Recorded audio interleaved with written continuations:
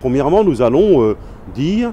pourquoi le pacte tel qu'il est conçu aujourd'hui entre le patronat et le président ne permettra pas de sortir le pays de l'impasse dans laquelle il est, ne permettra pas d'inverser la courbe du chômage. Qui plus est, de nouveaux cadeaux sont à nouveau offerts au patronat. Le premier, c'est effectivement des milliards de plus. Nous en sommes, à l'heure qu'il est, à environ 230 milliards d'euros d'aide aux entreprises, sans qu'on puisse, pour le moins, en évaluer l'efficacité. L'autre danger de ce pacte, c'est le transfert des cotisations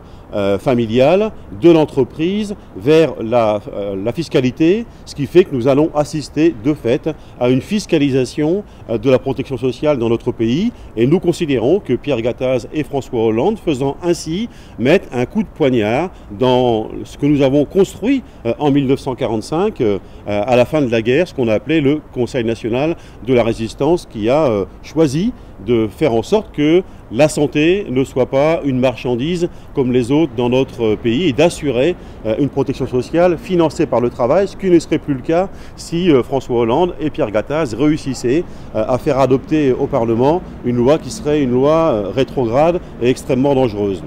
Ensuite, nous allons profiter de cette rencontre pour réaffirmer nos revendications, que ce soit en matière de contrôle public des aides publiques, que ce soit en matière de salaire, en matière d'emploi, et dire à nouveau notre opposition à la diminution du nombre de fonctionnaires dans notre pays et d'un recul des services publics tel que le veut l'obtenir le président de la République et Pierre Gattaz. Ce sera pour nous l'occasion donc de réaffirmer nos revendications en souhaitant que les actions qui sont engagées par la CGT avec d'autres puissent permettre une véritable irruption des salariés sur le terrain social. Il faut que les salariés puissent se mêler de leurs affaires et si je peux dire, l'heure est suffisamment grave aujourd'hui pour que chacune et chacun prenne bien conscience que sans l'intervention des salariés, sans l'union des syndicats, le gouvernement décidera sans doute avant l'été d'une loi qui sera une loi rétrograde pour les Françaises et les Français et particulièrement pour les salariés.